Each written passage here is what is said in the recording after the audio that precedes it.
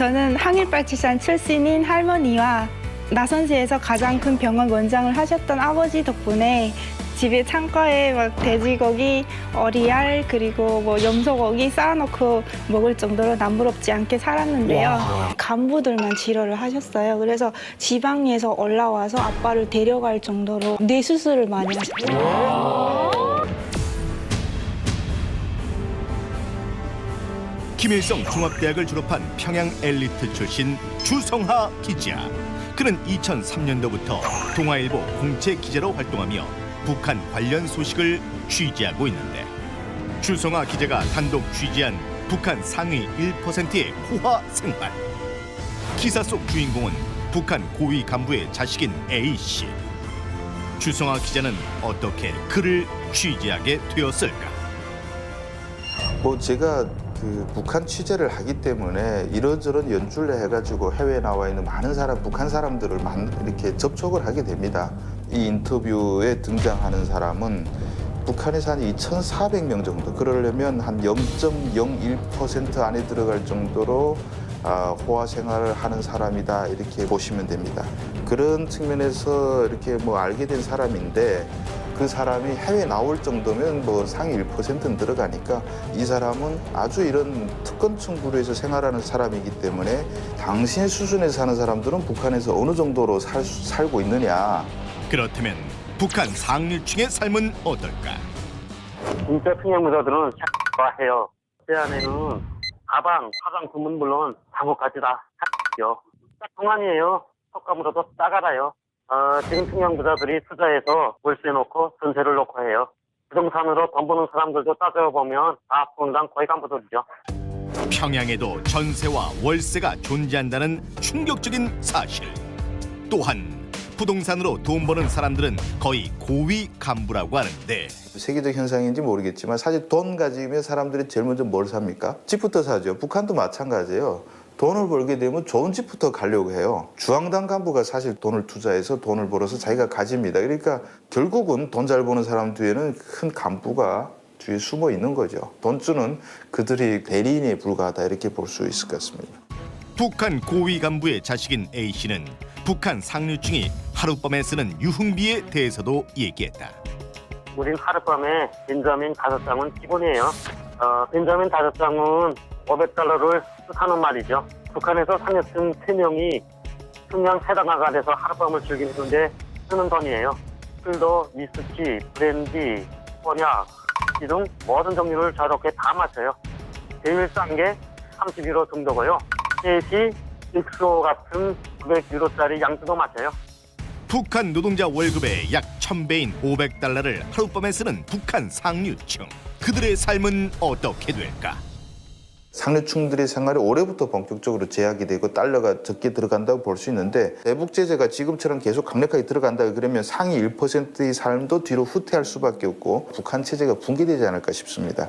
그런 상황을 막기 위해서라도 결국은 대북 제재를 풀어야 되는 것이 김정은의 시급한 목표가 된 것이고, 그 목표를 달성하기 위해서 지금 북한에서 대화 공세로 나오는 것도 결국은 김정은이가 인민들 눈치 보는 게 아니고 결국 평양 사람들, 더 나가서 부유층들이 대북 제재를 해서 반발하게 되면 체제가 위험하다, 이런 것도 상당히 고려했다, 이렇게 볼 수 있을 것 같습니다. 지금 보면 이 북한에서는 이 굉장히 중요한 게 상류층, 부유층들이 당에 대한 그 신념이 무너지게 되면 이게 무척 체제를 유지하는 데 어렵다, 이렇게 보면 되겠네요. 네. 저도 이런 얘기 들으니까 너무 좀 놀랍기도 하고 처음 접하는 이야기라 그렇긴 하는데요. 우리 오뼈 씨 같은 경우에는 새내기잖아요. 남한 생활 새내기 1년. 이런 상위층 이야기, 1% 상위층 이야기를 들으니까 어떠세요? 브랜드 그런 건 명품 백이라 그런 건 서문을 듣지 직접 하고 그런 건 못 하거든요. 샤라는 말을 들어봤어요. 그럼 북한에서도? 아까 우리는 샤 가방만 썼고 화장품만 썼고. 아니요, 못 들어봤어요. 해산 같은 경우랑 지금 평양의 부자들 얘기를 들으니까 어떻게 좀 차이가 좀 커요? 네, 제가 듣기에도 아직 저렇게 사는 사람이 있긴 있구나, 이 정도로 샤잖아요, 명품백. 저렇게 호화롭게 사는 사람 저 본 적은 없어요. 아, 북한에서는? 네네. 얘기도 들은 적 없어요? 얘기는 가끔은 들었는데 이렇게 지금 현지에서 이렇게 들으니까 진짜 놀라워요. 그 사실은 뭐 그렇게 외세에 대해서 막 닫아놓고 있으면서도 상류층만큼은 해외 브랜드, 명품 브랜드를 좋아한다라는 걸 이제 알 수가 있었습니다. 근데 오늘 이제만 나갑니다에서 북한의 상류층들 살던 얘기를 해주실 분을 모셨습니다. 네, 이분은요 평양에서 태어나서 30년간 살다가 최근에 탈북한 분입니다. 이분은 평양 토박이로 평양예술학원 출신인데요. 한 가지 양해 말씀드릴 것은 이분의 신변 보호를 위해서 불가피하게 블라인드로 인터뷰를 하는 점 양해 부탁드립니다. 자, 평양예술학원 출신의 서지아 씨를 만나보겠습니다. 환영합니다.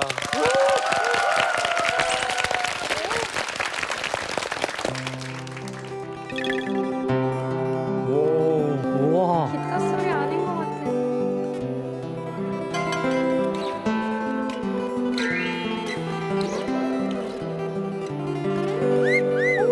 와, 최고다.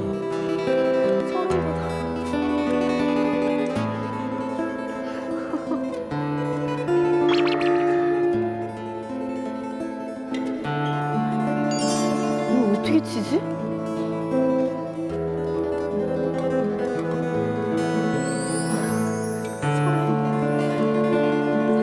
와.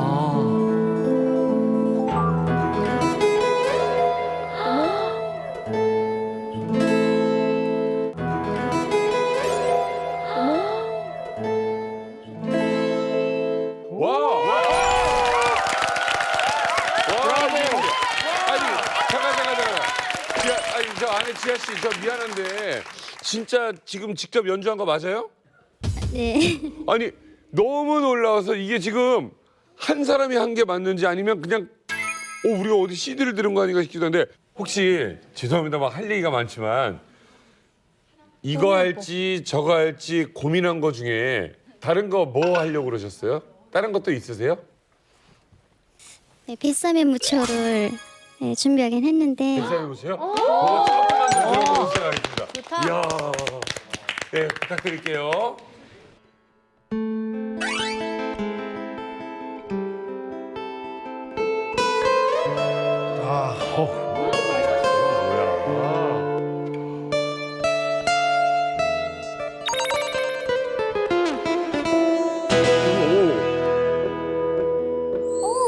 대박이다. 좋다.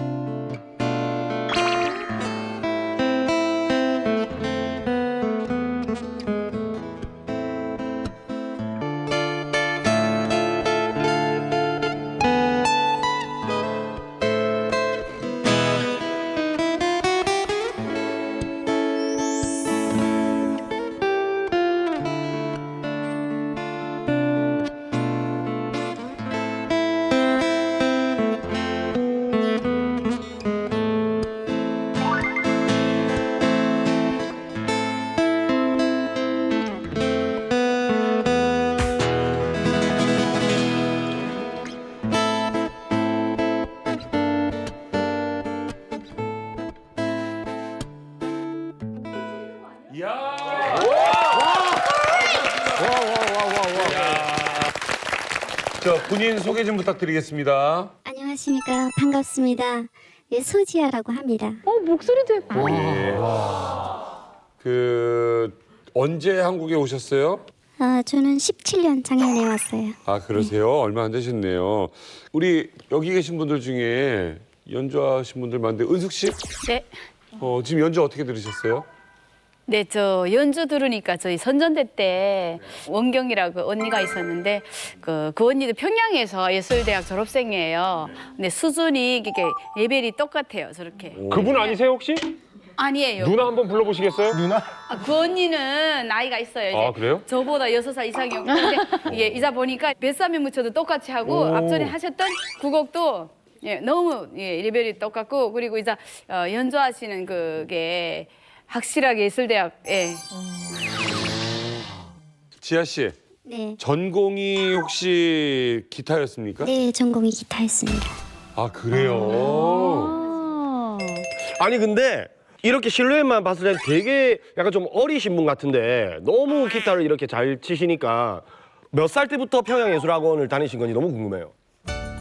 평양예술학원은 서학교부터 예과, 그러니까 중학교, 고등학교, 대학교에 이르기까지 한 울타리에 다 있어서 저는 예과부터 들어갔거든요. 그래서 중학교 때부터 학부 대학 10년 동안 다녔습니다. 중학생 때부터. 일반 과목 전공이랑 다 같이 하면 하루 종일 하긴 하는데 이게 전공은 일주일에 3번 정도 이틀에 한 번씩 건너서 이렇게 하고 한 번 수업 받을 때 1시간 내지 1시간 반 정도 레슨을 받고 개별 훈련 시간은 자기가 자체로 수업 다 끝마치고 자체로 시간을 내서 따로 하고 있습니다. 그러면 1인 1학기예요? 아니면 기본적으로 다른 학기도 하면서 배우면서 이걸 전공으로 하나 더 깊이 배우나요? 자기 전공 하나만 배우죠. 하나만 해요? 근데 평양 그 예술대학이라는 그곳이 어느 정도 수준인 거예요? 우리나라로 치면은. 뭐 평양예술학원이요. 교재나 모든 거는 각 도 예술학원처럼 똑같이 배웁니다. 금성학원도 같은 학원 교재를 씁니다.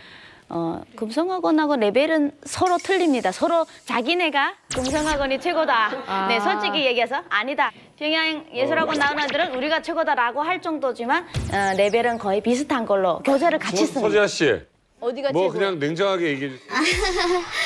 금성학원에 대해서 하도 제가 얘기를 많이 들어서 그런데 네. 어때요? 좀 수준을 좀 비교하자면 그 학교 내부에서는 어땠어요? 뭐라고 했습니까? 금성학원하고 레벨을 따진다기보다도 그러니까 금성학원은 어린애들고 선행공전 애들 그 술맞이 공연도 하고 그런 애들을 금성에서 많이 그 양성을 해서 키우고 내보내고 하고요. 예술학원이나 음악대학은 다 졸업을 시킨 다음에 전문가 양성을 다 시켜서 각 그 중앙예술단체에다가 배치를 하기 때문에 좀 그런 점이 좀 틀리는 것 같아요. 그렇다면 만약에 과거로 거슬러 가서 다시 입학을 해야 되는데 평양예술학원 가시겠어요? 금성학원 가시겠어요? 저는 예술학원이. 네. 바로 이렇습니다. 더 위네, 뭔가. 아니, 다 똑같습니다. 금성학원도 졸업을 하면 예술단체로 가는 거만. 아니, 중간에서 내배로 드는 게 아니에요. 그럼 설미 대학원까지 씨는 됐어요. 다시 들어가게 된다면 평양예술학원 갈 거예요? 금성학원이죠. 금성학원이죠. 금성학원 학생들은 많은 북한 전국의 인민들에게 다 알려져 있어요, 이미. 그래서 꽃보라를 부르던 뭐 김순영도 이 보안성 협수단 같고 김성녀 보천보 같이 다 이름 되게 되면 걔 거기 갔구나 하지만 평양예술학원은 알려지지 않아가지고 어느 출신인지 솔직히 몰라요. 중앙단체는 같겠지만. 야 이렇게 좀만 더 얘기하면 이제 답답해서 나오실 것 같아 이제. 야, 평양예술학원이 뭐라고? 그래서 나오신다 이제 답답해서. 넌 뭐라 그랬니? 근데 거기 나오고 나면 어디로 취직을 하게 돼요? 대학을 졸업하면 응당이 선전순동부에서 알아서 거기에 뭐 필요한 인원수만큼 예술단에다가 배치를 하는 겁니다. 대체로 중앙예술단체 그 만수대 예술단이나 뭐 피바다 가곡단, 평양예술단 이런데 각 중앙예술단체 하고 그다음에 뭐 모란봉악단이나 청봉악단은 지금 새로 이렇게 특별하게 마련된 거라서 거기는 특별히 캐스팅을 하는 거죠. 뭐 금성학원이나 예술학원이나 아니면 예술단체에서도 또 캐스팅을 따로 특별히 뽑아서 가는 거고요. 그러면 다른 데 갈 수 있는 방법은 없습니까? 좀 빽이 있는 사람들은 일단 간 다음에 1년이나 2년 거기서 생활하고 그다음에 좀 힘을 써서 나오는 경우도 있죠. 이게 왜냐하면 지금은 졸업할 말기쯤 되면 성중간기간 외화벌이를 하는 쪽에서 빽이 있는 학생들은 이렇게 찝어서 올라가는 경우가 있어요. 그렇게 해서 성중간기간 외화벌이 기업소에 들어가서 이제 좀 서클하면서 돈 받는 게 짭짤하거든요. 중앙예술단 지아 별로 씨가 안 좋아요. 속닥거린다고 자기까지 말투 그렇게 할 필요 없으니까 아니, 제가 안 편한 말투로 좀 해요. 좀. 왜 이렇게 예쁘게 말해? 왜 이러지? 왜 이렇게 예쁘게 말해? 야 자존심 대결이에요. 자존심 대결이야. 야, 들어보니까 정말 엄청 명문인 것 같아요. 아, 금성학원도 그런데. 예. 평양예술학원도 엄청 명문인 것 같은데 얼마 전에 삼지연 관현악단 오신 거 보셨죠? 네. 거기도 혹시 그러면 평양예술학원 출신이 있었나요? 네. 우리 덩창이 거기 있더라고요. 네. 아, 첼로를 했어요. 네. 아, 참 가서 만나지도 못하고 하니까 안타깝더라고요. 네.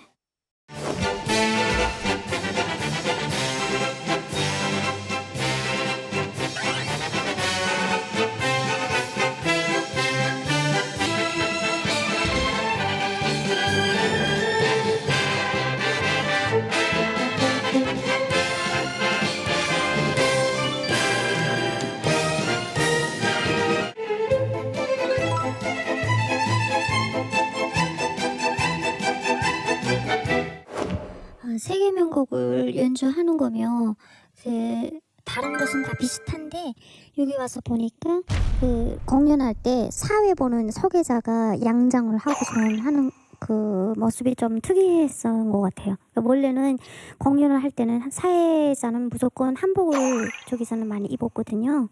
근데 여기는 왜 그랬을까 하는 생각을 좀 했었어요. 근데 평양에서 예술을 공부하고 이럴 정도면 집이 굉장히 잘 사셨다라는 건가요? 저희 집은 저 옥류관 아시는 분도 있겠는지 모르겠지만 그 대동강변에 옥류관이 있거든요. 그래서 그 옥류관이 바라보이는 맞은편 쪽에 아파트가 있었어요. 뭐 광장도 보이고 김일성 광장? 네. 오, 멋있겠다. 천리마 동상 뭐 그런 거 주체탑 다 보이죠. 집에서 주체탑이 보여요? 네 보이죠. 네. 와, 대박이다. 근데 아파트가 우리 한 28층, 30층 되거든요. 네, 거기에서 우리 8층에서 살았는데 전기가 잘 안 들어오잖아요. 평양도 뭐 구역마다 이렇게 덜내서 주는 거라서 아파트에 불이 안 오면 30층 사람들 너무 곤란하거든요. 그게 고로 올라가야 되니까. 그래서 7층부터 10층 사이에 그 층이 아주 좀 좋은 층이었던 것 같아요. 로얄층이군요. 보통은 이제 강변 뷰 있으면서 걸어 올라갈 보통은 만한 높은 층이 로얄층인데 10층이 걷기 적당해요? 그러면 28층 사는 사람, 30층 사는 사람은 어떻게 해요? 그 사람들은 일단 올라가면 내려오기 싫어하고, 네. 네, 한 번 많이 결심하는 게 힘들죠, 내려갈 때. 저는 보면 그 올라갔다 내려갔다 싫어서 약간 나도 좀 건망증이 많아서 학교 갈 때 막 목 빼놓고 가곤 하거든요. 막 고래고래 소리를 쳐요. 이렇게 밑에서 엄마하고. 네. 그럼 엄마가 던져주는 거예요? 네, 떨고 달라고. 8층에서 던질 수는 있지. 30층은 어떻게 던져? 나훈아 선생님, 예. 뭐 그렇게 재밌으세요 지금? 아니 근데 이제 여기 이제 우리 사우스포 저분들은 한국 관점에서 자꾸 여쭤보니까. 예. 아 맞아, 이거 전문가신데. 근데 이제 뭐 김정은이 이제 집권하면서부터 많이 지금 평양 여명거리 같은 거 아주 그냥 거창해졌잖아요. 네. 그러니까 강남같이 막 돼 있잖아. 예. 사실 종좀 막 올리고 그냥 색상도 환하게 칠하고. 예. 그렇지만 내부적으로는 전기 이런 게 안 되니까. 아. 그러니까 겉으로는 막 그런 말 하잖아요. 평양이 뭐 100m 미인이라고. 예. 옆에서 보면 멋있거든. 막상 이제 안에 들어가 보면은 진짜 이런 거예요. 그 려명거리 이제 아파트 말씀하셨는데 거기에 김정은이랑 리설주 부부가 방문을 했었습니다. 그래서 조선중앙텔레비전에 이렇게 정말 살기 좋은 그런 살림집이 들어섰다면서 아파트를 광고했는데 제 눈에 하나 딱 띈 게 있었습니다.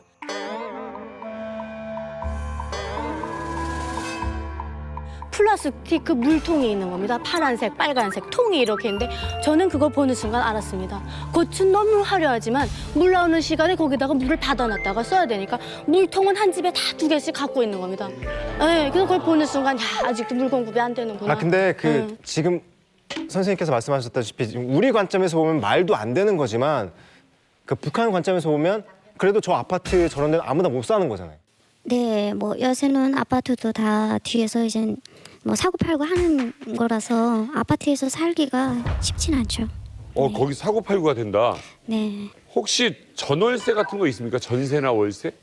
여기랑은 그 개념이 틀린 게 그 동고처럼 두는 거예요. 그러니까 자기가 3칸짜리 집에서 사는데 2칸이나 뭐 1칸이 방이 남으면 그 방을 뭐 자기 지인이나 친구들 통해서 이렇게 한 사람을 드려요. 그러면 그 몰에 뭐 15달러나 20달러씩 이렇게 주는 거예요. 집주인한테. 직거래로 진행이 되는 거야? 부동산이 따로 있나? 아, 부동산은 없고요. 나라에서 그 승인이 돼 있는 고주증이 있거든요. 그 집에 들어가려면 고주증을 떼야 되는데 그거를 떼려면 그거 떼주는 사람들이 있어요. 그 간부들이 있잖아요. 그런 입사증 같은 거를 떼주는 사람들이 그 뒷거래 할 때 좀 돈을 많이 챙기죠. 네. 해가지고. 아, 중간에 이렇게 소개해 주는 거구나. 아니 근데 부모님이 뭐 하셨길래 그렇게 이렇게? 저희 아버지는 그냥 좀 간부 좀 하셨고, 네, 어머니는 대학 교수 하셨습니다. 사실 그 지아 씨 얘기를 들어보니까 지금 굉장히 잘 사셨던 것 같은데 그 평양 상류층이 쓴다는 뭐 땡, 뭐 굿땡, 뭐 이렇게 명품들 있잖아요. 그런 명품 브랜드도 써 보셨나요? 네, 써보긴 했죠. 화장품은 어디 거 쓰셨어요? 저는 화장품을 그 일본산 화장품을 좀 썼어요. 시도랑 랑랑 뭐 샤넬 향수는 우리 그 아는 친구가 또 해외 나가서 살다가 오면서 또 선물로 줘가지고 또. 진짜 좋은데. 아니 근데 향수 뿌려도 돼요? 북한도? 네, 뿌리죠. 근데 되게 자본주의 느낌 나잖아요, 향수는. 아니 그래서 냄새 좀 나게 되면 야 이게 이 몸에서 이 몸땡이에서 자본주의 냄새 몸에서 부르지아 냄새가 난다고. 아니 그러면 그런 그 브랜드 제품은 어디서 사는 건가요?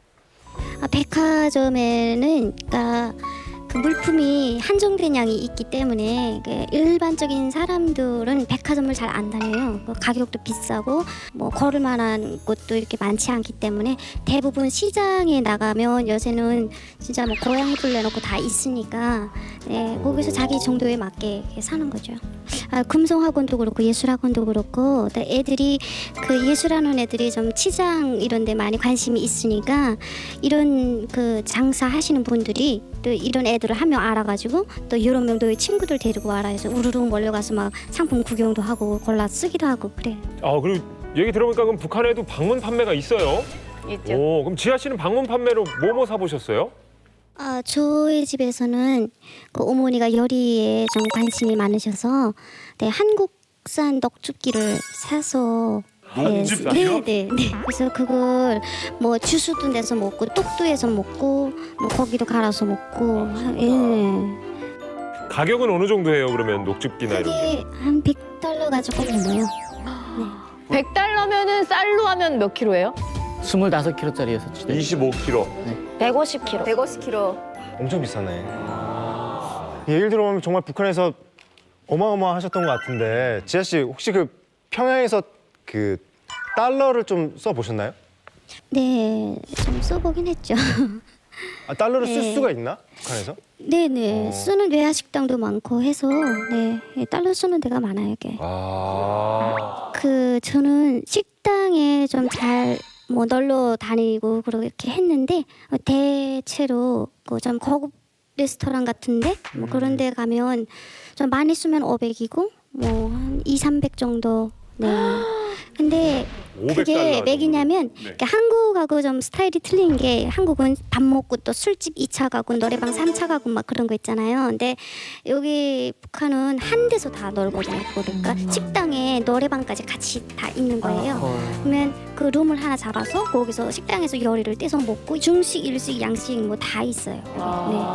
네. 양주 마시고 놀고 뭐 노래 부르고 하다 나면 돈이 그렇게 많이 들어가죠. 그러면 북한은 그거를 한 사람이 내요? 아니면 같이 나눠서 내요? 네, 더치페이를 안 하고 대체로는 좀 한 사람이 내는 거에 있어. 네, 돌아가면서 내나? 네, 뭐 한 번 내가 내고 한 번 내가 내고 뭐. 네. 서민들한테는 이게 어마어마한 거죠? 어마어마하죠. 500달러면은 제가 평양에 놀러 갈 때 가지고 간 돈이에요. 제일 최고로 많이 가지고 간 돈이에요. 그걸 보름 동안 탕진해 쓰고서 그냥 내려오는 거예요. 500달러로. 여기는 하루에 그냥 잠깐 동안. 네, 회사님은 그 지도 이쪽에 있는데 여기서부터 이까지 올라갔다가 오르는 게 500달러인데 한 끼에 그걸 다 드신다고 하니까. 왜냐면 그 양주값이 비싸잖아요. 그렇죠. 그래서 엑소라든지 뭐 이런 거는 막 네. 그러니까 이게 지금 양주의 급 VSOP라든가 하는 꼬냑의 급을 얘기하는데 엑소급이 좀 비싸거든요. 제일 비싸거든요. 얼마예요? 78, 뭐 100달러 넘어가는 것도 있고. 네. 한국에서는 이제 한 병에 술집에서 먹자면 한 최소 60만 원에서 80만 원 정도 하는 선이 이제 엑소급이라고. 근데 왜 이렇게 부르거든요. 달라요? 북한은 그럼 가짜예요? 술이 다른 거죠, 종이. 우리나라는 북에서 먹는 건 안 먹을 거야, 아마 거의. 아, 여러 개가 있구나. 갑자기 궁금해지네요. 그러니까 북한 저 평양 친구들은 야 오늘 저 평양 맛집 어디서 모이자, 핫플레이스 뭐 이런 데 있을 거 아니에요. 오늘 어디 가서 놀자 뭐 이런 장소들이 있어요? 한 4, 5년 전에 이탈리아 식당이라는 게 생겼어요. 피자집이. 그래서 그 나라에서 뭐 다 가서 배우게 해가지고 또 이탈리아 직접 가서 다 이게 견수 받아가지고 많은 분들인데 그게 또 소문이 많이 나가지고 평촌에 있는 곳에 그래서 거기에 가서 피자도 한번 먹고 했는데 꽤 외국인들도 많이 오고 사람들이 꽤 많더라고요 거기. 그러니까 이제 아까 그 식당 같은 경우도 그 상점도 이제 외화 상점이 있고 이제 일반 상점이 있고 식당도 외화 식당이 있고 일반 식당이 있거든요. 그러니까 이제 그 이탈리안 레스토랑 뭐 그런 데는 외화 식당이라서 외국인들이 가서 이제 저 달러로 이렇게 먹고 마찬가지로 이제 북한 주민 일반 주민들도 달러 가지고 와서 이제 먹을 수 있는 데죠. 그 사실 왜 북한에서 북한 당국이 이런 고급 레스토랑을 만드냐면요. 이건 저희가 좀 볼 필요가 있는 것이 옛날에 쿠바가 사회주권이 붕괴가 되면서 외환난에 이제 그 휩싸이게 된 거예요. 그러다 보니까 쿠바 그 당국이 어떤 정책을 폈냐면은 좋은 이런 뭐 식당이라든지 좋은 상점을 만들어서 묻고 따지지 않겠다. 나와서 달러를 써라. 어쩌면 북한도 지금 외환난이 있기 때문에 이런 레스토랑을 통해서 주민들이 갖고 있는 달러를 지금 걷어들이는 작업을 하는 거예요, 지금. 예. 그래서 아마 이런 레스토랑들이 많지 않나 그렇게 생각합니다. 아 이제 지아 씨 평소에도 그렇게 드세요? 저희 집은 엄마 아빠가 좀 먹는데 많이 관심을 투자를 많이 하셔가지고 뭐 돼지 같은 것도 뭐 반마리 아니면 한 마리 이렇게 통으로 사가지고 뭐 좀 절임 같은 거 이렇게 해놓던지 아니면 뭐 육회 같은 것도 좀 해먹고 네 그리고 우리 아버지가 영성 식료 공장에 그 간부를 좀 아시거든요. 그래서 지인분이 있어가지고 뭐 소고기도 좀 집에다가 갖다 주고 해서. 네, 뭐 그런 걸 좀 잘 먹었던 것 같아요. 우리 할머니가 요리를 참 잘하셨어요. 그래서 그 샐러드를 여기서 말하면 그 약간 샐러드는 풀떼기 같은 거잖아요. 네. 근데 그 내가 말하는 샐러드는 그 감자 이렇게 삶아서 우겨서 그렇죠. 마요네즈에다가 뭐 소시지, 뭐 그렇죠. 홍당무 이렇게 썰어서 이어서 그게 참 감칠맛이 나거든요. 그래서 우리 어렸을 시기지. 때 네. 그걸 많이 먹고 자랐었는데 요즘 들어서는 그 평양식당에 그런 샐러드가 많이 나와요. 여즘 집에는 생일날에만 가면 샐러드가 다 있어요. 네, 마요네즈 나오고 수박이었고 사과였고 감자였고 마요네즈 요즘 대세예요. 직접 제조를 해서 먹어요. 그래요. 아, 그래요? 제조를 해서. 그 제가 이만갑 하면서 이제 알게 된 게 평양 상류층의 상징하면은 이제 커피. 이제 커피라고 들었는데 지아 씨도 커피 많이 드셨죠, 평양에서? 아버지가 저 커피를 좋아하셔가지고 일본산 커피를 좀 많이 먹었던 것 같아요. 네. 일본산 커피? 상점에 가서도 있고요. 시장 가면 다 있어요. 뭐 세계 여러 나라 뭐 커피 다 있어요. 죄송하지만 저 네. 솔직히 좀 얘기해 주세요. 지아 씨, 강냉이밥 먹어봤어요? 안 먹어봤어요?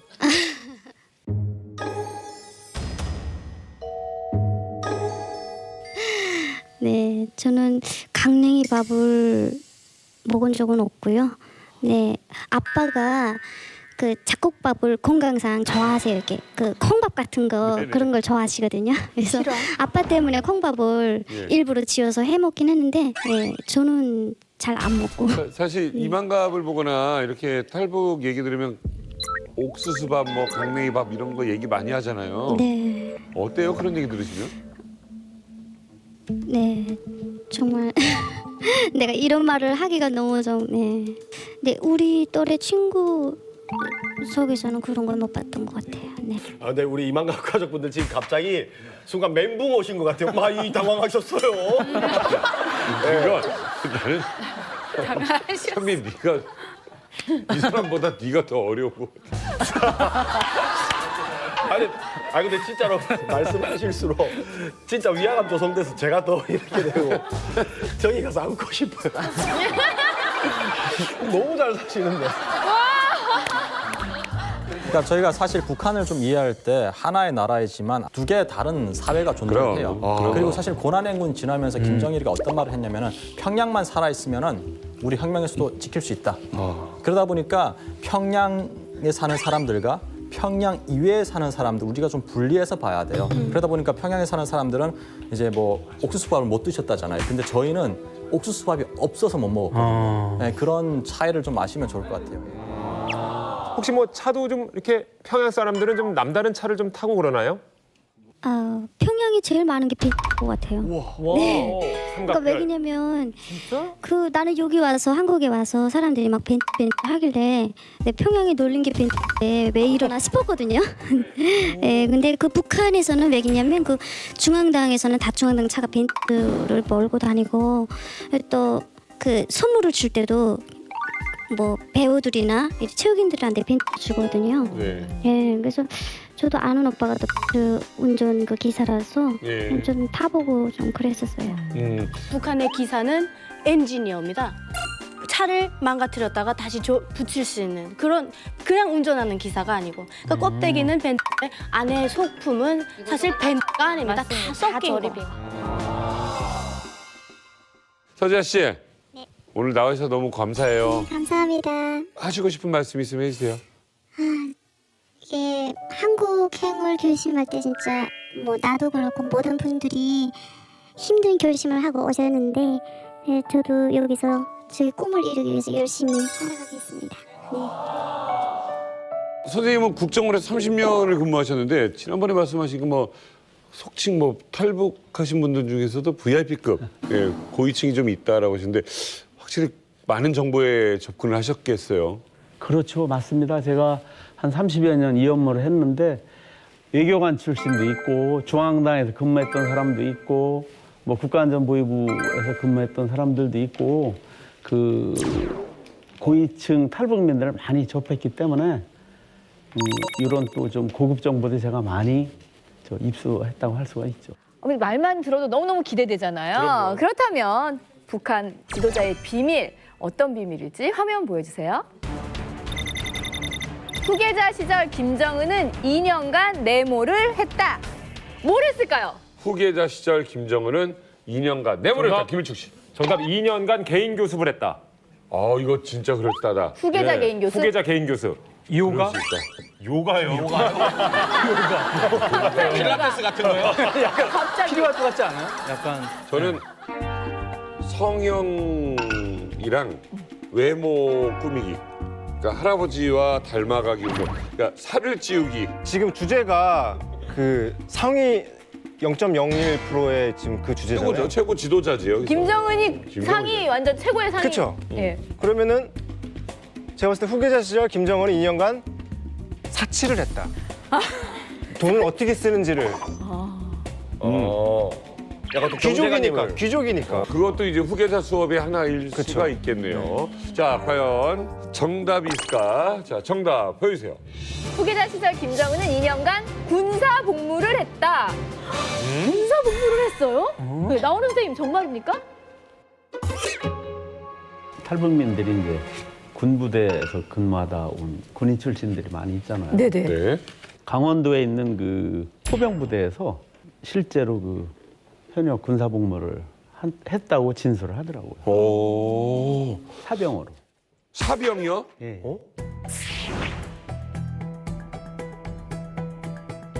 신분을 속이고. 신분을 만약에 뭐 저기 김정일의 아들이다 하면은 뭐 군대 생활 제대로 할 수가 있겠어요. 설마 그게 아들 잘 되라고 교육을 위해서 너 인생의 쓴맛을 좀 알아라 하면서 보낸 건 아닐 테고요. 아니 그건 아니고 이제 제가 볼 때는 후계 수업 일환으로. 그러니까 이제 이제 북한에서 그런 걸 많이 하잖아요. 뭐 현실 체험 이런 걸 많이 시키고 하잖아요. 네. 김정일이 차근차근 체계적으로 후계자로 양성을 하기 위해서 사병으로 신분을 속인 채. 그러니까 그렇게 함부로 대하지 못할 인물로는 알려주되 누군지는 모르게. 그렇죠. 그냥 평양의 고위층 출신 자제지. 이야, 대단하네. 그러니까 2년간 어떻게 보면 병영 체험을 한 거네요. 그러니까 이제 뭐 들리는 말로는 뭐 3년 했다는 말도 있고 뭐 네. 하니까 그러면 횟수로 3년이니까 이제 실제적으로 근무한 거는 뭐 1년이 될 수도 있고 그죠? 뭐 2년이 될 수도 있고 하겠죠. 사병으로 이제 복무한 기간이 이제 저 군 복무한 친구들도 여기 많이 있잖아요. 그러면 이제 뭐 위에서 이제 그 뭐 상급 병사들이 이제 도둑질 같은 거 좀 시키잖아요. 그러면 뭐 배도 고프고 하니까 가서 감자밭 가서 이제 뭐 감자도 캐오게 시키고 뭐 하는데 아마 그 분대장이 좀 잘해줬나 봐요. 이게 뭐 저기 평양 고위층 자제니까 뭐 분대장이 너는 이런 일 못하잖아. 나 걱정하지 마라. 해가지고 분대장이 직접 감자밭 가가지고 감자 이렇게 막 훔치고 해가지고 이제 김정은이 갖다 주면 김정은이가 이제 위에 이제 병사들한테 이렇게 주고 눈치챘네. 눈치챘네. 아니 왜냐면은 이제 그 저 뭐야 우리도 군대 생활 하면은 고참이 저 쫄병 좀 마음에 들거나 하면 또 야 너 고향 어디야? 뭐 같은 고향이거나 하면은 또 잘해주잖아요. 그렇죠. 이게 지금 중대장 이 얘기 들으면서 지금 막 웃는 게 이게 나한테 왔으면 내가 잘해줬을 텐데 뭐 이런 생각인데 지금. 아니 이거 정확히 제일 평양이 먼저 소문더라고요. 그리고 군대에서도 다 알았어요. 우리 내실 때도. 그러니까 군대를 4군단에 나갔는데 집이 혈령이라고 한 거예요. 서류에 혈령이 집이고 아버지는 없고 고향에 어머니 계신다라고 서류는 돼 있었고 정치원 한 분밖에 몰랐대요. 한 명밖에. 그리고 싹 다 비밀이 됐는데 그 소문 하다는데 너무 힘든 거예요. 그러니까 분대장이 그렇게 이뻐했대요. 그러니까 집이 간부집이지 하니까 또 뭐 일도 할 줄 모르고 하니까 야 너 가서 앙해 좀 채워라 이러니까 저 죽어도 못하겠습니다 이러니까 부대장이 들고 나가서 독실 한번 해왔대요. 그리고 옆팔이 껴안고 계속 같이 자면서 옆에 계속 돌봐줬대요. 그 돌봐주는데 일 잘 못하니까 그런데 그 한날에는 정치돈이 부르더래요 김정은이를. 그래서 너 갔는데 야 너 집 혈령이지? 이래서 네 혈령입니다. 그러니까 너 백살구 많이 나잖아. 집이 보내서 백살구 좀 가져올 수 있어? 이래서 알겠습니다라고 보냈대요. 소대장하고 시켜서. 근데 가던 도중에 소대장은 떨고 펜치고 혼자 가서 선물 백살구를 아예 가져온 거예요. 백살구 또 가져왔는데 뭘 가져왔다는 거예요? 선물 백살구, 1호 백살구. 1호 백살구 장군님 드리는 1호 백살구. 그 백살구를 가져왔는데 4박스나 가져왔는데 정치원이 3박스 혼자 헐 먹고 한 박스만 중대군이 나눠준 거예요. 그리고 이따가 지금 부대장이 그때 바로 제대될 때인데 부대장한테 그랬대요. 부대장이 소원이 뭡니까? 그러니까 부대장이 야 임마 니 조그맣게 소원 네 말하면 니 풀어줄 거야? 소원이 막 김성정업대에 가서 뭐야 한데 우리 집 백도 없고 돈도 없어 이러고 쓱 갔대요. 그러면 김정은이가 연락처를 적어줬대요. 전화번호하고 줬는데 부대장이 제대 딱 됐는데 계속 있다가 그 전화번호 생각나는 거예요. 그래 전화했는데 전화는 안 되고 주소 보니까 평양 어디래요. 그래 평양 뚝뚝 올라갔는데 김정은이 딱 있는 거야. 그래서 등근아 이랬는데 이팔 호위성분들 쫙 막으니까 김정은이 한다는 소리 야 우리 부대장님이라고. 그럼 야 그 인민군대 이런 부대장만 지휘관 있었으면은 인민군대 다 성공한다고. 사실은 저도 군 출신이다 보니까 이런 소문을 들었는데 북한에서 제가 들은 소문은 분대장이 저녁마다 도둑질 나가면서 북한 군대는 그래요. 그냥 마대자를 딱 던져주면서 날 따라 앞으로 한단 말이에요. 그래서 나가서 그걸 다 채웠는데 주인이 와버린 거죠. 근데 그걸 밀고 도둑질한 물건 가지고 뛰어야 되는데 김정은이만 혼자 못 뛰었답니다. 그러니까 그 주인한테 이제는 잡혀서 매를 맞는 이런 상황이 됐을 때 분대장이 그걸 메고 뛰면서 김정은을 데리고 뛴 거죠. 그걸 그렇게 고마워했다라는 거예요. 그래서 김정은이가 올라간 다음에 이 분대장을 그때 그걸 생각해서 평양으로 데려다가 종합대학 졸업시키고 뭐 단간부까지 시켰다라는 설이 있고요. 그 이후에 실제 지금 요즘에 나오는 우리 군 출신들 보게 되면 어떤 얘기를 하냐면 날씨 추운 날, 그다음 명절날 이럴 때에는 지휘관들만 근무서라고 한답니다. 보초 근무를. 사병들 다 재우라고 한대요. 그래서 하물며 지휘관들 입에서 무슨 얘기가 나오냐면 아니 이제 전쟁이 나면 저 우리 병사들이 중대장 동지 나가 막으십시오 이럴 거라고 이제. 이게 사실이고 아니고의 중요한 게 아니라 이런 이야기가 북한 군에 돌 정도가 되다 보니. 그러니까 이제 그게 그래서 이제 그 분대장을 김일성 종합대학에 입학을 시켜줬죠. 와. 그 나는- 분대장의 부인이 현성월이다 이렇게 돌고 있어요. 북한에서는. 그렇지. 그 분대장이 저기 현성월이하고 살고 싶다고 야, 그것까지. 소문이 아주 살에 살을 붙어서. 네, 좋은데? 그렇게 소문이 돌아요. 근데 저는 솔직히 좀 지금도 좀 안 믿기는 게 약간 이게 선전하기 위해서 예를 들어서 뭐 우리 이렇게 후계자를 그런 것도 한다라고 이렇게 하지 않았을까라는 생각이 좀 드는데 그러면 김정은이 군 생활을 하는데 군인들한테 안 들켰다라는 거예요? 그렇죠. 그런데 이제 나중에 들어보니까 아마 김정은이가 군 복무를 어떻게 잘하고 있나 뭐 해서 이제 현지 지도를 한번 갔었나 봐요. 그랬는데 장성택이랑 아마 같이 갔나 봐요. 근데 이제 장성택이가 깜짝 놀란 거야. 거기 딱 저 군복을 입고 있는 김정은이가 있으니까. 장성택도 몰랐구나. 야, 김정은이 네가 왜 여기 있어? 아마 이렇게 얘기를 한 모양이야. 그러니까 이제 뭐 김정일이도 장성택한테도 그렇게 뭐 비밀 유지를 한 건지. 그래서 신분이 이제 탈로가 나면서 바로 이제 뺐다고 그러더라고요. 그래서 이제 김철주 포병공관학교라고 있는데 그쪽에 이제 군관학교로 이제 입교를 시킨 거죠.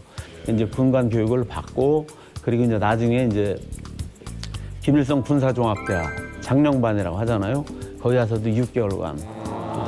근데 저는 길선 기자님께 궁금한 점이 있어요. 그러니까 어쨌든 김정일이 자신의 아들 김정은을 이제 지도자 수업의 일환으로 군복무를 시킨 거잖아요. 정말 뭐 특별한 이유가 좀 있을까요? 북한의 지도자는요, 당군의 최고領導자입니다. 그러면 군 생활을 안 한 사람은 그걸 감각적으로도 알 수가 없어요. 그래서 김정일이, 내가 이걸 보면서 김정은이가 북한에서 정상적인 대학 시스템에서는 공부 안 했구나 그 생각이 들어요. 김정일이는 종합대학에 들어서 6개월 동안 교도대 훈련을 겪었어요. 이건 병사나 똑같아요. 우리가 아는 김정일이는 힘드니까 안 나갔다가 집에 한번 가서 간식 보따리 가득 갖고 와서 병사 자기 동무들한테 주고 병실에서 놀다 나왔지만은 그 사람을 우상화하기 위해서 언동에 나팔소리나 6개월 동안 했다는데 쓸 것도 없겠는데 이렇게 두꺼운 덕성씨가 3콘까지 나가요. 그렇게 우상화하기 위해서도 얘는 군대 생활을 시켰을 거예요. 그리고 또 이제 말한 그 아름다운 것들은요 다 지어낸 거예요. 네. 그렇게 또 전문 그런 소문을 만들어서 돌리는 기구가 있어요. 북한에는 아주 비밀스러운 기구가. 그 사람들이 자꾸 섯을 붙여서 저렇게 하는데 어떤 사람은 땅구병도 했다고 그러대요. 경력을 다 따져보면 지금 한 50살 돼요. 땡크병 했다고 그랬어요. 나이를 다 따져보면. 전 땡크병, 뭐 공군, 네, 뭐 뭐 출시했다고. 거병도 했대, 땡크병도 했대. 그거 다 따져보면 정상적으로 배우려면 지금 김정은 나이가 한 50살쯤 돼야 돼요. 이렇게 놓고 볼 때는 가긴 벌써 갔는데 그건 뭐 누가 알겠어요. 그래, 분대장도 솔직히 분대장은 가르쳐줬을 것 같아. 알려줬을 수 있어. 귀에다 살짝 조심해라.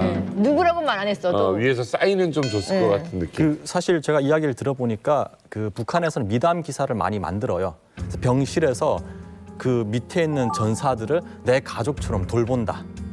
그러한 약간 미담 기사를 만들어 가지고 봐라. 전체 군인 분대장들이여 따라 배워라. 약간 그런 미담 기사처럼 만든 것 같아요 보니까. 예. 이번에는요, 바로 김여정에 관한 비밀입니다. 김여정은 대학 시절 네모였다. 이게 어렵다. 정답. 네. 메이 퀸? 퀸카. 퀸카. 윤아 씨를 이렇게 보잖아요. 그러면 김여정 느낌이 좀 있어요. 아, 그렇네. 그렇게. 턱을 들고. 진짜 비슷한 느낌이 있었어요. 예쁜 얼굴이네. 아니요. 김여정. 가까이 태어났어. 관계도가 가지는데. 뭐 학생회장이었다. 뭐 이런 것도 아닐 테고. 저는 대학 시절 굉장히 인기가 많았을 것 같아요.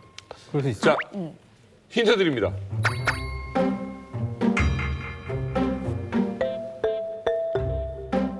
보디빌더였다. 보디빌더였다. 쌈짱? 쌈짱. 비슷해요. 비슷해요? 옛날 말로. 옛날 말로 센 여자? 센 여자? 할머니가 표현한다 했을 때 세 할머니가. 글자입니다. 여로 시작합니다. 여. 여대생. 여대생이었다. 정답 확인합니다. 여대생이었다? 김여정은 대학 시절 여대생이었다.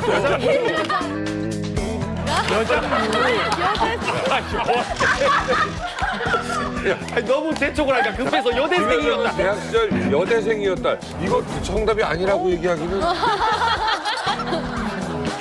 김여정이가 김일성 종합대학 특설과정을 다닌 것 같아요. 그러니까 이제 특별하니까 그 뭐 6년, 5년 동안 못 다니잖아요. 그죠? 그래서 이제 고위층 자녀들 이렇게 한 20, 30명 꾸려가지고 특설과정을 운영을 했었던 것 같아요. 그래서 이제 그 특설과정을 다녔는데 아마 그 당시에 다닌 게 채룡의 아들도 같이 다닌 것 같습니다. 그래서 이제 뭐 소문이 뭐 채룡의 아들이랑 뭐 결혼을 했다 아마 그런 설도 있었던 것 같은데 굉장히 성격도 활달하고 뭐 통솔력 이런 것도 굉장히 좋았다고 하는 것 같아요. 뭐 신뢰를 그게 이제 그 김책공대 다니다 온 그 여학생 탈북민이 있었는데 그 친구가 이제 평양에서 이제 그 종합대 다니던 학생들이랄지 많이 이제 교제를 많이 하면서 이제 그렇게 하면서 이제 김일성 종합대 학생들한테 그 얘기를 들은 것 같아요. 특설반 다니면서 했는데 한 번은 그 만경대 유의장인가 거기 놀러 갔는데 아마 남학생들이 멈칫멈칫 하고 있었나 봐요. 그러니까 김여정이가 야, 이 남자들 이것도 하나 못하고 말이야 하고서 그냥 먼저 탁 그냥 용감하게 탔었다고 하더라고요. 그 정도로 좀 말 그대로가 여장부 스타일이었었다고.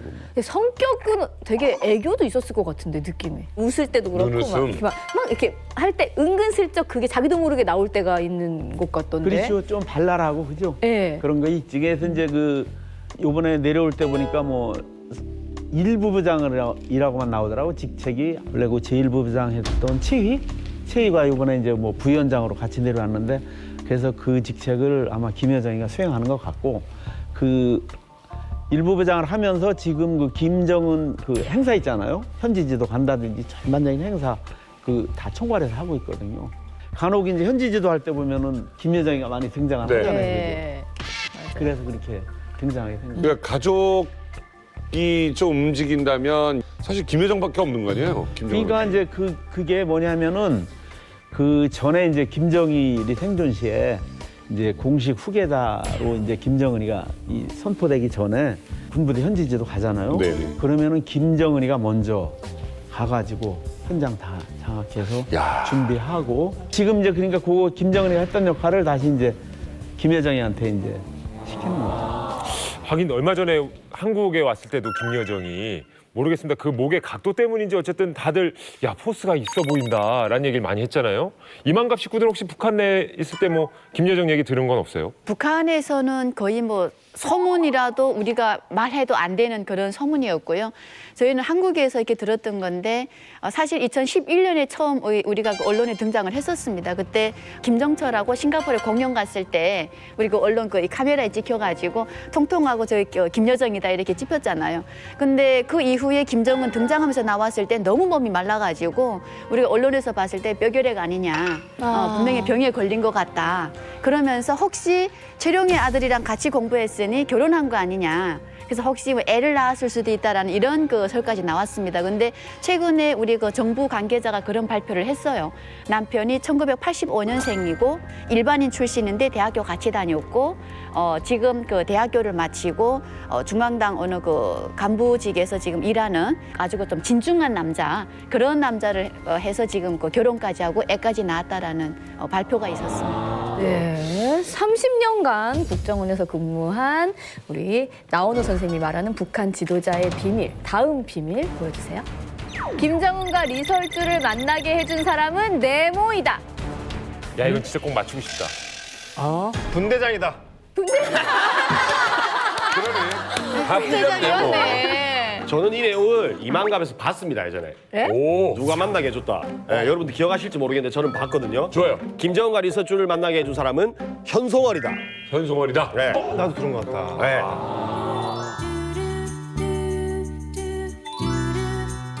그런 설이 있어요. 그래서 끝까지 그 자리를 지키고 있다고 그랬고 다 말도 안 되는 아유. 그건 정답이 아니에요. 그래서. 아니요?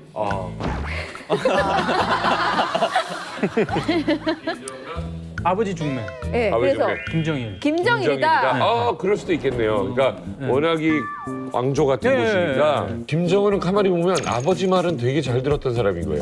그러니까 다른 형들은 일본 가서 놀다가 잡혀 콘서트가. 뭐 어디 에릭 클랩튼 좋아한다고 콘서트 다녀 이러는데 이 아들만큼은 군대 가라면 군대 가고 그렇네요. 말을 좀 잘 들었던 아들이 아닌가. 자, 정답 한번 확인해 볼까요? 네. 김정은과 리설주를 만나게 해준 사람은 너무 궁금해. 누굽니까? 맞았어요. 우와. 아니 웃기려고 얘기한 건데.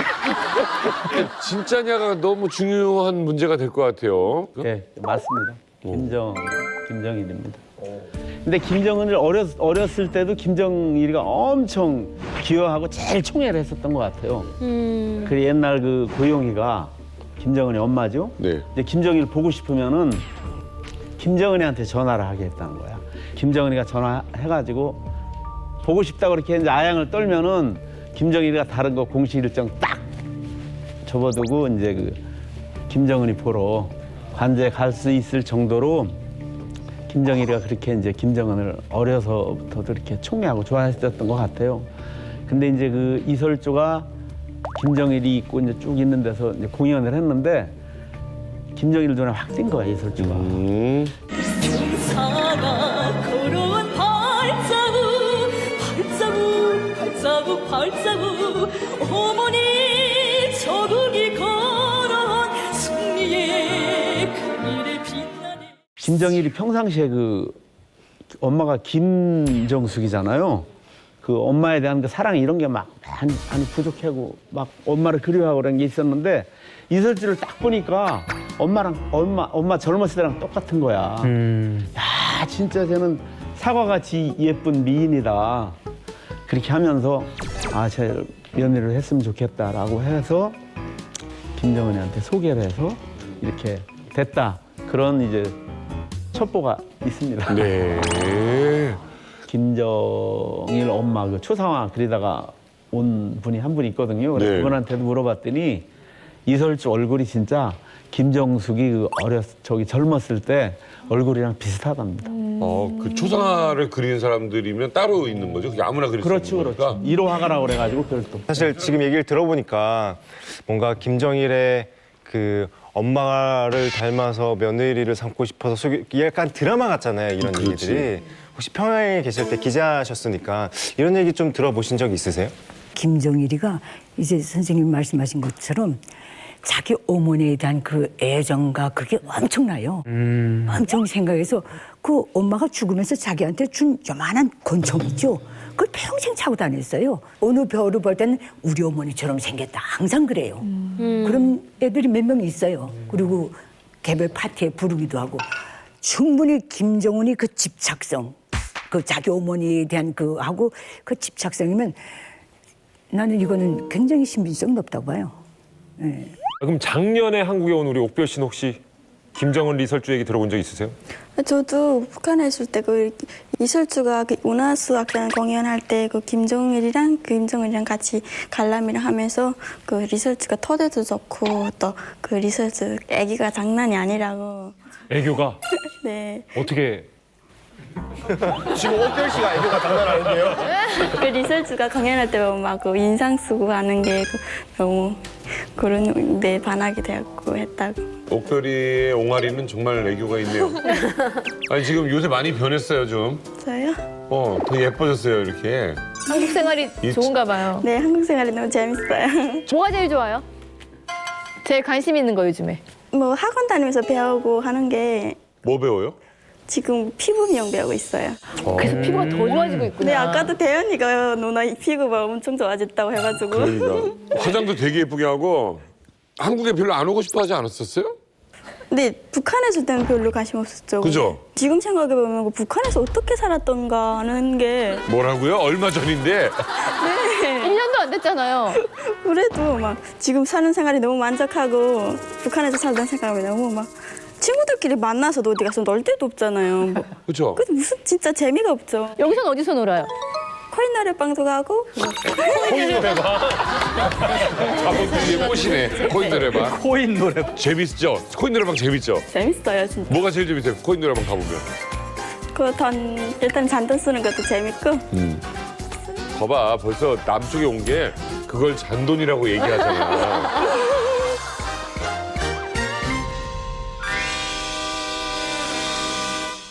지금 네. 역시 나원우 선생님하고 얘기하면 네. 재밌어요. 재밌어요. 그리고 이게 이야기를 들으면 이렇게 좀 신빙성도 있고 좀 재밌어요. 북한 상류층의 첫 번째 조건이 평양 거주, 그리고 두 번째는 출신 성분인 것 같아요. 그런데 이번에 그 출신 성분 좋은 사람들 중에서도 탑 중에 탑, 굉장히 하이 클래스인 분을 모셨습니다. 그래? 심지어 이분은 고난의 행군도 몰랐대요. 예, 김은진 씨 모셨습니다. 네, 안녕하세요. 저는 나진에서 온 김은진이라고 합니다. 저는 항일빨치산 출신인 할머니와 나선시에서 가장 큰 병원 원장을 하셨던 아버지 덕분에 집에 창고에 막 돼지고기, 어리알, 그리고 뭐 염소고기 쌓아놓고 먹을 정도로 남부럽지 않게 살았는데요. 오늘 그 놀라운 이야기 이 자리에서 들려드리도록 하겠습니다. 이런 거 하면서 이 가슴 아픈 일이기도 하고 잘 살았다는 얘기를 할 때 항상 먹는 걸 기준으로 이제 얘기를 하시면 뒤에서 또 우와. 아라랑 누나랑 제 돼지고기 오리알. 우와. 인상이 참 좋으세요. 감사합니다. 네. 아니 그리고 명찰에 병원장 딸이라고 써 있는데 이제 드라마 같은 거 보면 이제 병원장 딸의 그 캐스팅된 그 이미지랑 되게 비슷한 느낌이에요. 아, 그러네. 고난행군을 몰랐다. 그러게요. 아 나도 알고 있는데 고난행군. 나도 알고 있는데 고난행군을 모르셨어요? 네, 권한행군은 사실 몰랐다기보다는 바깥 세상에 관심이 없었던 거예요. 그냥 집에만 있고 했었으니까. 네, 그때 그냥 저희 아빠가 그런 말씀을 하시는 거예요. 지금 사람들이 먹을 게 없어서 풀도 뜯어먹고 해서 지금 땅에 풀이 없을 정도다. 그러니까 집에 식량을 절대로 내가면 안 된다. 네, 이렇게 말씀하셨는데 제가 믿어지지가 않는 거예요. 그래서 제가 학교에 가져갔어요. 쌀이랑 이제 쌀겨도 같이 가져갔는데 애들이 정말 잘 먹는 거예요. 그래서 그때 이제 사람들이 정말 힘들게 살고 있구나. 네, 그때 네. 제가 인식을 하게 된 것 같아요. 그 소개하실 때 들었는데 그 항일 빨치산이라고 할머니께서 근데 정확히 항일 빨치산이 뭐예요, 정확히? 항일 빨치산이라는 거는요, 이제 그 일제 강점 시기에 김일성이랑 같이 싸운 사람들을 말을 하는데요. 이제 저희 할머니가 이제 그 중에 한 사람이었고, 그 덕분에 저희 아빠가 채령의 아버지인 채연이 밑에서 군사복무를 하시다가 2년 만에 입당도 하셨고, 나중에는 그 이제 항일투사들 덕분에 의대도 가게 되셨어요. 굉장히 이거구나. 할머니가 막 옛날에 항일투쟁하고 했던 얘기도 좀 해주셨어요? 네, 했었어요. 그러니까 가장 이제 기억에 남는 게 이제 김일성이가 94년도에 죽었거든요. 근데 김일성이한테 인사를 하고 왔어요. 근데 할머니가 오자마자 엄청 울면서 아이고 내가 김일성이랑 같이 싸웠는데 우리 한별동지랑 같이 싸웠는데 버천버 전투 때도 엄청 많이 죽었는데 이러는 거예요. 근데 그 순간에 저희는 그 학교에서 혁명역사 교과서에서는 버천버 전투는 그 항일투사들 17명이서 김일성이랑 같이 2,000명을 때려 눕혔다고 이렇게 배웠어요. 맞아요. 네, 그랬는데 할머니가 그 이야기를 하니까 나중에 이제 제가 이런 프로그램을 봤는데 가끔 어떤 분들이 그런 비슷한 얘기를 하시는 거예요. 그래서 제가 할머니가 말했던 게 사실이구나. 네, 그렇게 알게 됐어요. 네, 아니 근데 한국에서도 사실 아버지가 뭐 의사 이런 분이시면 엄청 금수저인데 병원장 딸이라고 하셨잖아요. 그러면 북한에서도 진짜 금수저 뭐 그러신지 어떠신지. 네, 근데 금수저를 하기는 조금 그런 것 같아요. 사실 북한은 그때 아빠 원장 하실 때는 지금도 그렇기도 하지만 모든 시스템이 무료예요. 그렇다 보니까 병원 원장이라고 해서 별로 금수저다 이렇게까지는 아니었던 것 같아요. 그러면 뭐 돈 안 받으면 뭐 받아요? 좀 좋은 치료를 받고 싶다 이렇게 하면은 뇌물을 갖다 주고 네 이렇게 그래서 치료를 네 직접적으로 현금을 받거나 이렇게는 못 살아요. 시병원 원장쯤 되면요. 예전에 북한이 공급이 잘 될 때는 정말 권한이 있고요. 지금 병원장들은 사실 이제 말한 것처럼 다 무료 시스템이고 병원에 나오는 약제가 하나도 없어요. 텅텅. 환자한테 무슨 약을 쓰세요라고 하면 그분은 시장에 가서 사오는 시스템이 돼버렸어요. 그래서 진단서나 이런 걸로 뇌물을 받거든요. 진단서. 네, 이런 걸로 원장님들이 뇌물 받고 다른 일반인들보다는 굶어 죽지는 않아요. 근데 원장쯤 되면 던주보다는 조금 더는 좀 없는. 저희 그 할아버지인데 이렇게 왕진하는 한의사였대요. 근데 자격증은 없는데 네. 그냥 그렇게 하고 다니셨던 거예요. 근데 환자가 병원에 갔을 때 의사가 진료를 잘 봐주지 않아요. 근데 진료를 봐주는 사람이 있는데 뭘 꼭 가져가는 사람, 뇌물을 갖다 주는 사람한테 보거든요. 그래서 그때 당시 저희 할아버지도 월급이나 그런 것보다 그것 때문에 산 게 아니라 사람들이 가져다 준 그 뇌물로 살았다고 하더라고요. 근데 병원 원장이라고 하면 뇌물을 정말 집에 쌓아둘 정도로 살았을 것 같아요. 근데 그 아까 그 뇌물을 받은 게 뭐 돼지고기도 있고 오리알도 있고 했다고 했는데 그래도 은지 씨가 가장 기억에 남는 게 뭐가 있을까요? 제가 굉장히 많이 먹었던 건데요. 키크라고 이제 그 메뚜기 가루를 원래 사람들이 메뚜기를 농장에 나가서 잡아요. 그 파느라고. 근데 저희 집은 그거를 사줬어요. 키크라고. 네 그런 거 많이 먹었던 것 같아요. 메뚜기 가루 먹으면 키가 크나요? 네, 저도 먹어봤어요. 아 정말? 대현이 뭐라고요? 그 사람들이 돌아다니면서 파는 게 있거든요. 메뚜기 가루라고 그 약재인데 그거 사서 먹었어요. 큰 효과는 없나 봐요.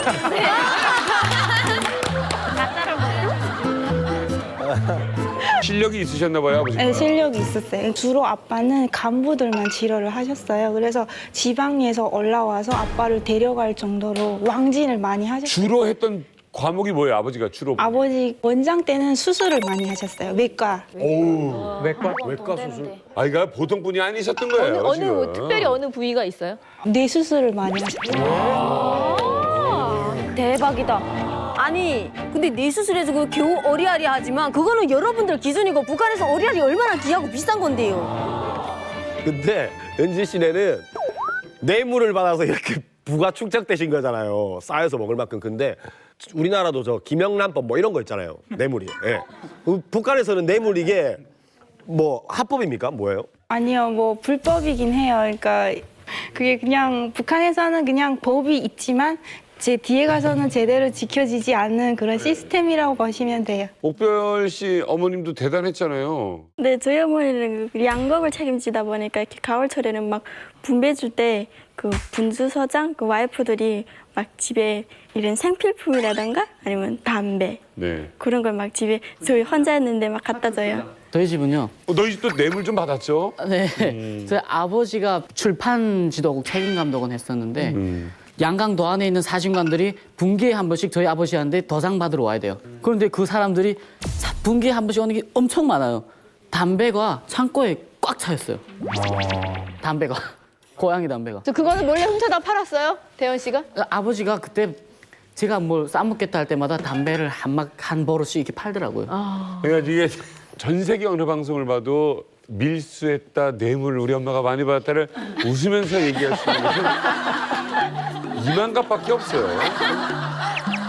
음식들이 아무리 뇌물이 들어와도 고난의 행군 때는 뇌물을 줄 사람이 별로 없었을 것 같은데 어떻게 고난의 행군 때도 잘 드셨어요? 아, 고난의 행군 때는 사실은 뇌물이 그렇게 많이 들어오지는 않아요. 그 사람들은 먹는 게 먼저지 막 치료를 받거나 이게 먼저 아니에요.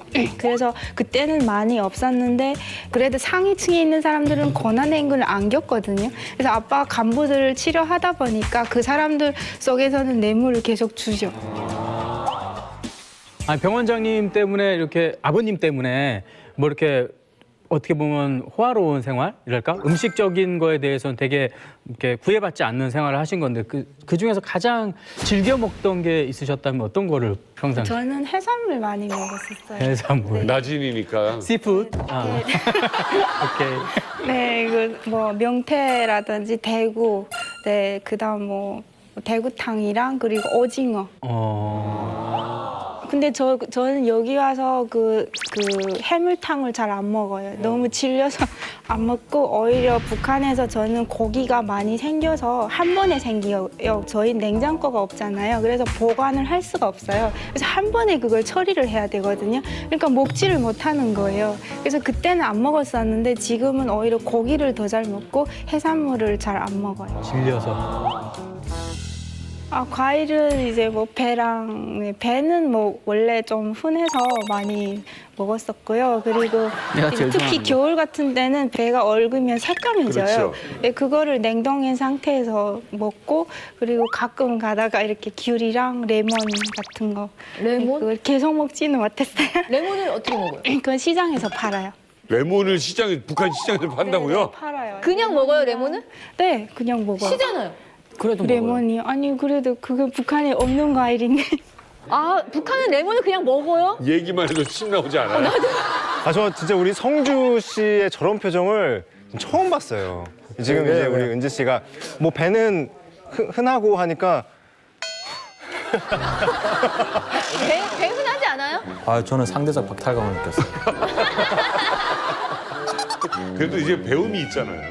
사실 저는 그 뭐랄까 아까 잠시 제가 이제 먹먹했었던 게 라선시 하니까 저한테 특별한 도시예요. 왜냐면은 제가 경성에서 이제 꽃제비를 하다가 거기서 아이들하고 이제 싸워가지고 져가지고 기차를 타가지고 내렸는데 거기가 라선시였어요. 라선시에 이제 가가지고 시장에 제일 먼저 갔죠. 가니까 저희가 7명이었는데 저쪽 편에도 한 7명 있는 거예요. 그래가지고 아이들이 서로 손에 잡히는 뭐 몽둥이부터 돌부터 이렇게 시작해가지고 엄청 싸웠죠. 그게 제가 처음 갔던 라선시의 모습이었어요. 그리고 한참 싸우고 나서 하나이가 안 일어나는 거예요. 저는 몰랐어요, 그게. 제 친구 중에 이제 명철이라는 아이인데 그때가 1999년도 겨울이었어요. 모자 여기 겨울 모자 이렇게 스케이트 모자 썼는데 모자에서 막 김이 나는 거예요. 그래서 보니까 이제 모자를 벗겼는데 이제 여기가 완전 다 터진 거예요. 또 잘 것도 없고 하니까 이 친구를 데리고 그 옥수수를 자르면 옥수수대로 이렇게 해가지고 뭐 천막 같은 걸 만들어 놓거든요. 천막. 그래가지고 거기에 들어가가지고 이 친구를 우선 눕히고 그때 돈이 15원이 있었어요. 15원이 있어가지고 장마당에 가서 빵을 하나밖에 못 샀어요. 한 요만한 빵 샀는데 이 친구한테 갖다 줬죠. 갖다 줬는데 이 친구가 이렇게 보더니 그거를 7등분을 하더라고요. 저희가 꽃제비를 시작할 때 약속이 있었어요. 절대로 훔친 빵 혼자 먹지 않는다. 그 친구가 이제 7등분 하더니 이제 아유 참 죄송해요. 아우.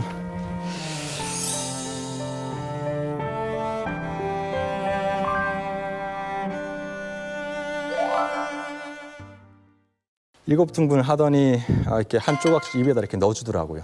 그러니까 저희가 먹었죠, 다 같이 먹고 나서 그 친구 재웠어요. 근데 너무 추워하길래 저희가 그 친구를 가운데 놓고 이렇게 부둥켜 안고 잤어요. 자고 아침에 이제 다 일어나고 그 친구는 이제 자고 있었고 그리고 저희가 눈으로 이렇게 막 손 씻고 하는데 그쪽에 멀리에서 그 주인인지 몰랐어요. 남자가 오더니 갑자기 저희 보고 왜 여기 있냐 그러더라고요. 그래서 저희가 이제 갈 거다 하니까 이 사람이 들어오더니 쭉 상황을 보더라고요. 보는데 저 누구냐 그래가지고 친구다 그러니까 야, 쟤 죽었다 이러는 거예요. 제가 그때 아니 무슨 방정맞게 그런 말 하냐. 그러니까 이분이 들어오더니 이렇게 툭툭 쳐보더니 진짜 죽었다는 거예요. 그 전날 저녁까지 이제 빵을 7조각을 나눠 먹었어요. 근데 갑자기 친구가 죽었다는 거예요. 너무 충격을 받으면 사람이 안 울어요. 그래서 그냥 보고 있었죠. 그래서 어떻게 해야 되냐 물어보니까 사람이 죽으면 묻어야 된다 그러더라고요. 뭐 묻으려면 땅을 파야 되는데 땅도 다 얼었고 팔려면 곡괭이가 있었는데 곡괭이도 없고 이분한테 말을 했어요. 구루마하고 곡괭이를 좀 빌려달라. 그래서 구루마 빌려주고 거기다 실어가지고 그래가지고 거기에 가보니까 웅덩이가 있더라고요. 땅을 팔려 팔 수가 없었어요. 꽁꽁 얼어가지고 웅덩이에 놓고 이제 그 친구를 이제 거기에 누이고 아직도 기억나는 게 땅을 못 파가지고 그냥 돌을 주워다가 이렇게 만들어놨어요. 그래서 아직도 이제 그게 마음에 걸렸고 아까 라선시에서 왔다고 하니까 저한테는 이제 친구가 떠오르는 거예요. 라선시 하니까 명철이가. 그래서 좀 이렇게 마음이 참